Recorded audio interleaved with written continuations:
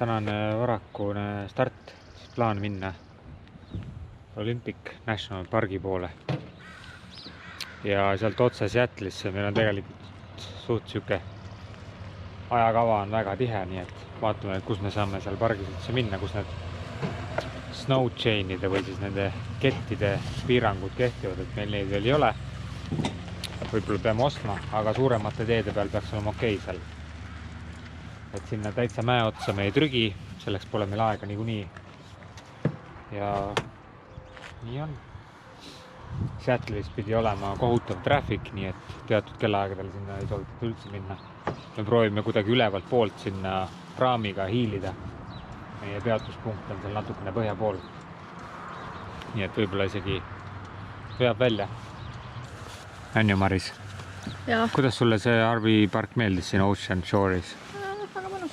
Me veedame nendest nii vähe aega, et väga ei saa vist nende võlusid pikalt nautida. Ei näegi nagu tegelikult, mis need võimalused on. Pimedas jõuad ja hommikul läheb kohe ära. Aga No see jah. vist üsna väike tundub. Jah. Viisakas. Siin oli kohti küll. Vetsud ja dušid on puhtad ja kõik töötab ja rahulik oli ja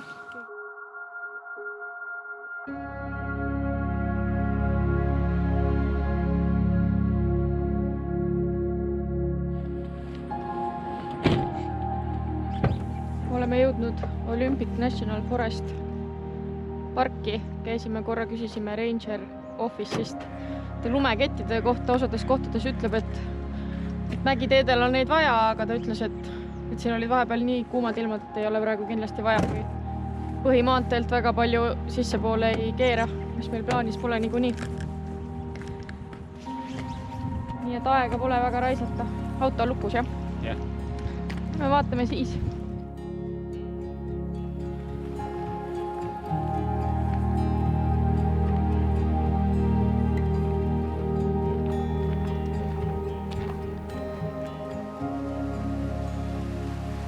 Olympic National Pargi tunnusmärgiks on mitmekesisus.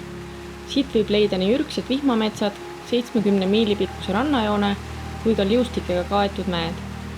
Piirkond on populaarne mägironijate ja matkajate hulgas. Aastas külastavad parki miljonid inimesed. Kuna paljud põnevad ja ilusad kohad ei ole nii lihtsalt autoga ligipääsetavad, siis peaks pargist tõelise tunnetuse saamiseks võtma vähemalt 2 nädalat.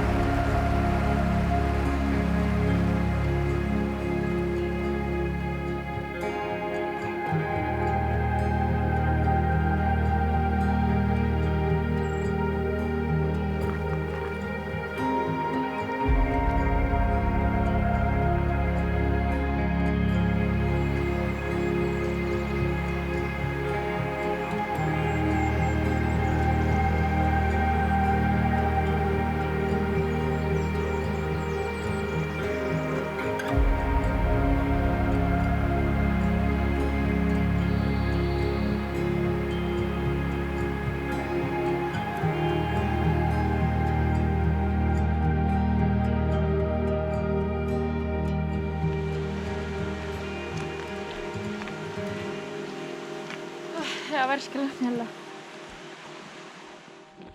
Kuidas matk oli, Gert? Minirada tehtud. 2 kilomeetrit. Väike.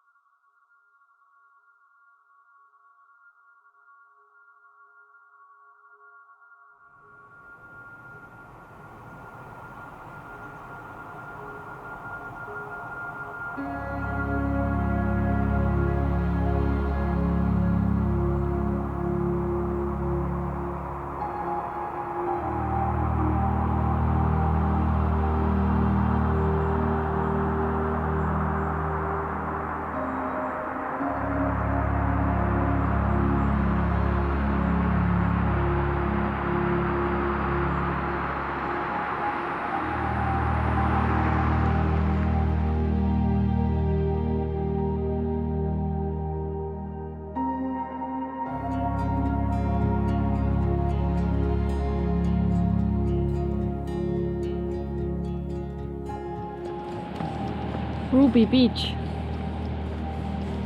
Jälle veidi põnev rand. jälle kaljud. Palju drift foodi siia sattunud vist kuidagi. See on kõik siis randa toodud, see puit ja... Oli ikka alles, jah. Minu viga, mul ununes täitsa sinna. Mul oli meeles, kui ma autost välja tulime, kui millegust mõtlesin, et sa võtsid. Drift. Palju toikaid, võivaind, puutükke.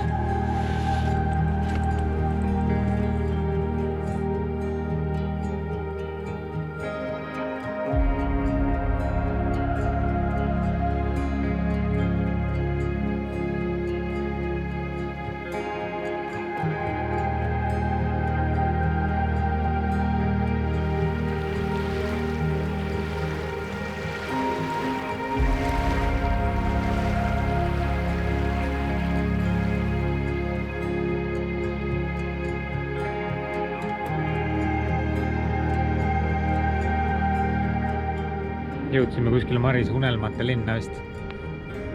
Forks väidetavalt on see mingi Twilighti filmide teema.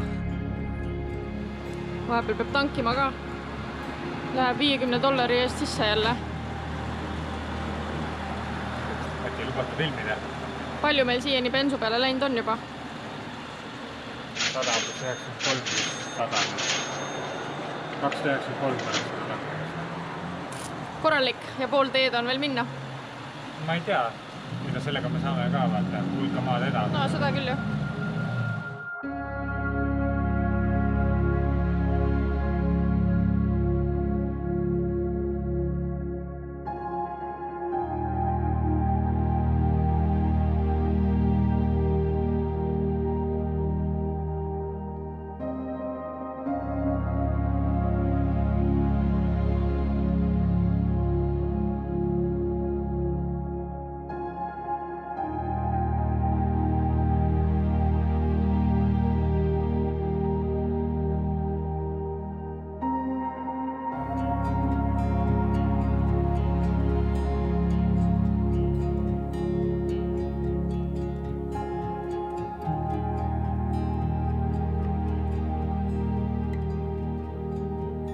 Peatusime ühe öö tuttava Gino juures, kes viis meid ka õhtul lahkesti enda tuttavatega Seattle'i kohaliku ööelu nautima.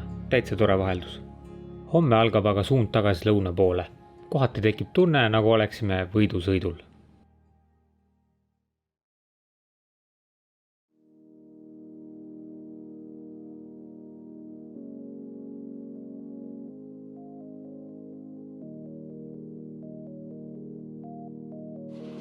Sõidame Seattle'i ummikuid täisliikluses.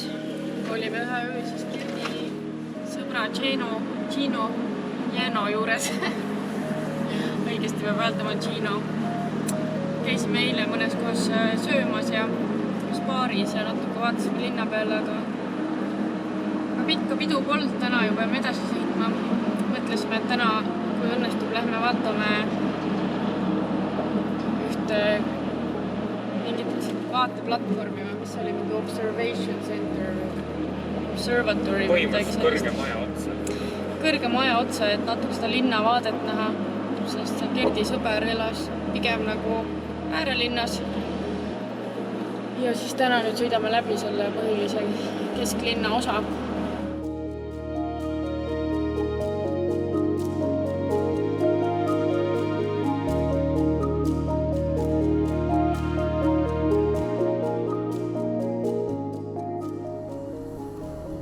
Maris, kus me lähme?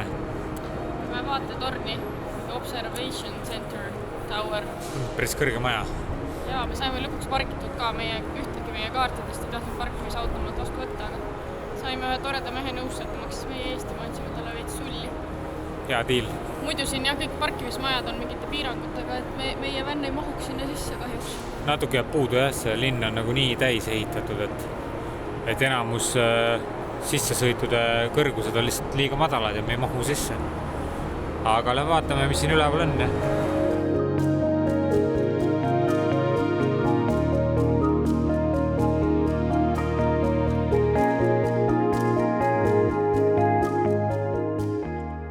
Seattle'ile mõeldes torkab mul esimesena pähe ikooniline futuristlik Space Needle ja tuntud teleseriaal Grey Anatomia. Lisaks sellele on Seattle aga ka koduks suurtele tehnoloogiahiiglastele nagu Microsoft ja Amazon. Muusikamaailmas on Seattle samuti erilisel kohal, tänu legendidele nagu näiteks Jimi Hendrix, Nirvana, Pearl Jam ja Foo Fighters. Kohvisõprade rõõmuks on Seattle'is võimalik külastada maailma esimest Starbucksi. Oma soodsa asukoha tõttu on Seattle ka oluline kaubasadam just Aasia suunal.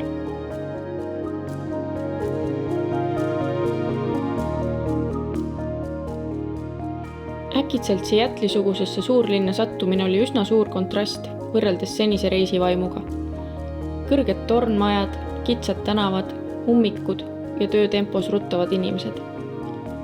Kindlasti on Seattle'il omad võlud, mida kahjuks selle reisi jooksul ajapuuduse tõttu ei jõudnud avastada. Arvan, et suurlinna tundma õppimiseks peaks varuma rohkem aega.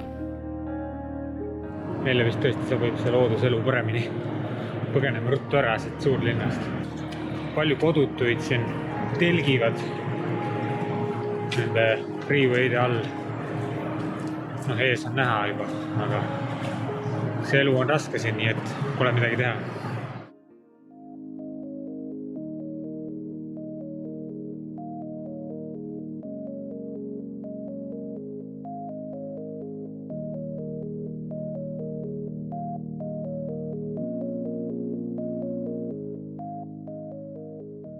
Ületasime taas Oregoni osariigi piiri ja suundusime Multnomah Fallsi juurde. Tegu on 189 meetri kõrguse maalilise kosega, mis on üks kõrgemaid USAs ja pakub silmailu aastaringselt. Koski külastades tasub aga arvestada, et huvilisi on teisigi ja parkimiskoha leidmisega võib raskusi olla. Suurlinn Portland asub väga lähedal. Nii pidime ka meie mõnda aega ootama, enne kui parklasse üldse koha leidsime ja parkimise järjekorras vahele lõikajatega jagelesime. Läheduses asub veel mitmed ilusad kohti, nagu näiteks Bridal Veil. Kert jäi veel alla, et saaks must ägeda pildi teha. Nagu ikka, see elu siin reisil on.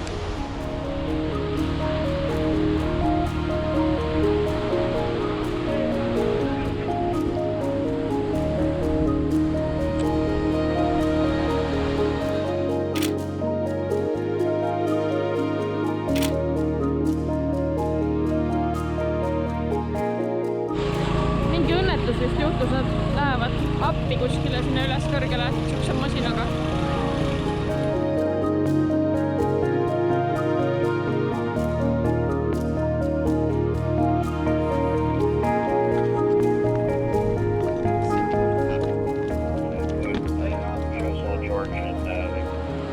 Metsatulekahju jäljed on igal pool näha. Päris suurt hävitustööd on teinud. Aga vaatepunkt on siin samas, lähme edasi. Maris, sa lähed enne, esimesena. Jõudsid kohale.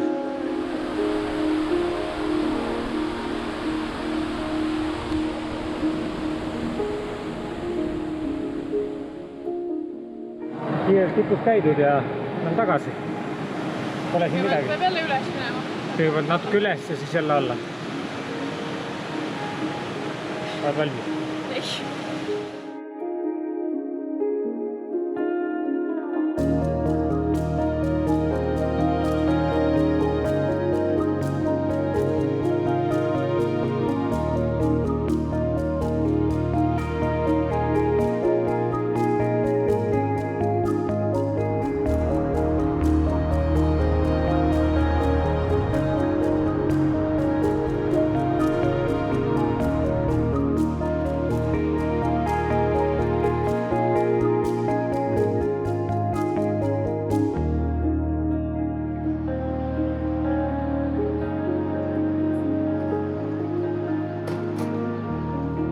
Vaatame, palju maksab.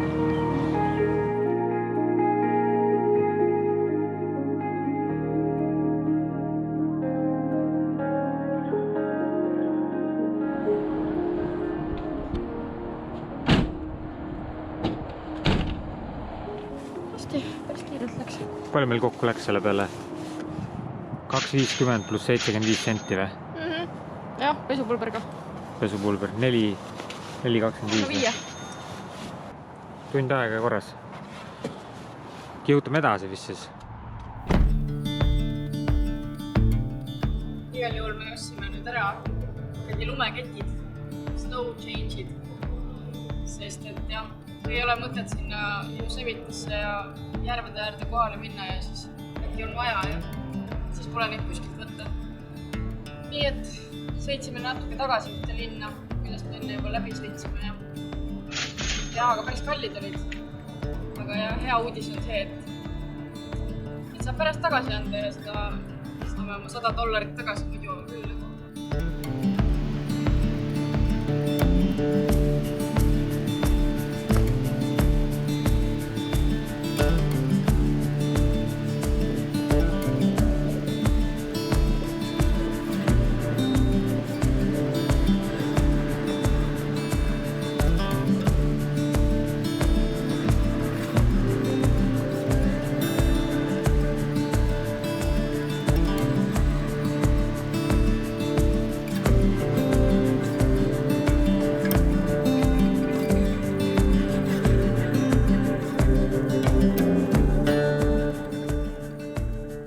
Lõunapaus kiire Metsiku jõe ääres. Ise tegime selle toidu just. Kõik asjad on ise tehtud.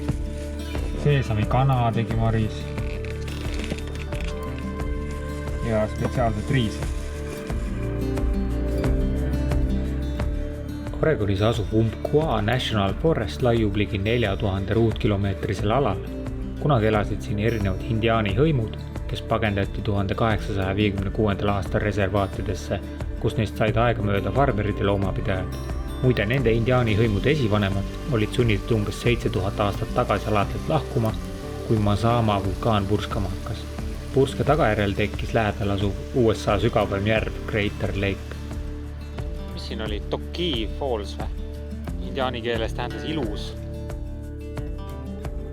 Umpqua piirkond on koduks rohkem kui 250 linnu- ja loomaliigile põtradest, karudest ja puumadest kuni rebaste, pesukarude, nahkhiirte ja kotkasteni.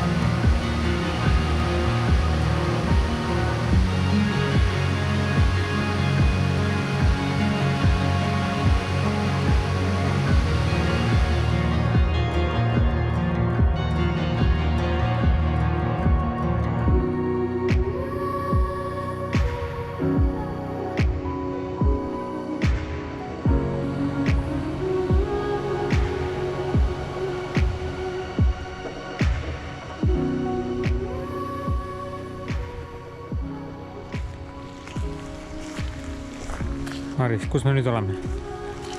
Järve ääres, ma ei tea seda järve nime. Clearwater. Clearwater on küll, jah.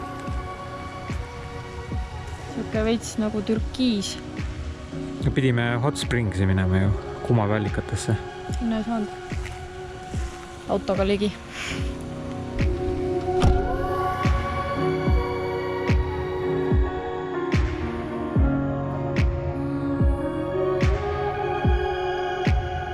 Road is closed. Pooled kohad, mis muidu kaardi pealt vaatad, et on mingisugused campgroundid, nendele üldse tee ei lähe isegi sinna. Ei tea, kuhu me sattunud oleme. Täiesti teine maailm. Kõik on lume all.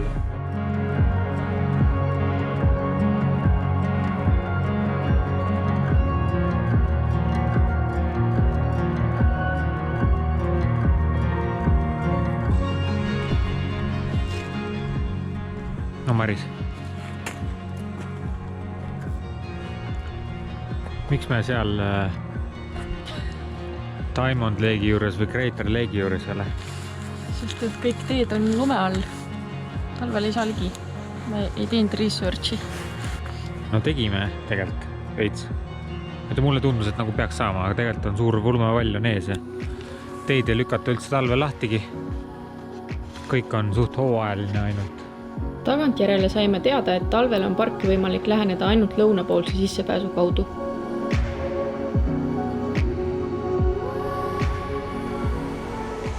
Maris, kuule, kas siin mitte ei pidanud olema nagu RV park ja?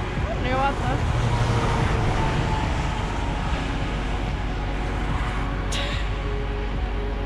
Aga see on jälle suletud. See tundus kõige realistlikum koht, kus äkki on midagi avatud, kõik teised on kuskil lumetõkke taga. Paratamatult tekivad omal käel reisides olukorrad, kus kõik ei lähe plaanipäraselt. Jääd näiteks jätkulennust maha või on broneeritud majutusasutus tol päeval üldse suletud ja vaja kiirelt enne õhtut uus leida. Võib-olla on mõni aktiivne ettevõtmine füüsiliselt raske ja tuju ei ole seetõttu loes. Sellistes olukordades õpid nii ennast kui oma kaaslast jälle uue nurga alt tundma. Ka meil on reisides äpardusi juhtunud, aga tagantjärgi võib öelda, et need on meid ainult lähedasemaks teinud ja tekitanud tunde, et koos saame kõigest üle. Peale reisi on just mugavustsoonist väljas hetked need, mis eredalt meelde jäävad.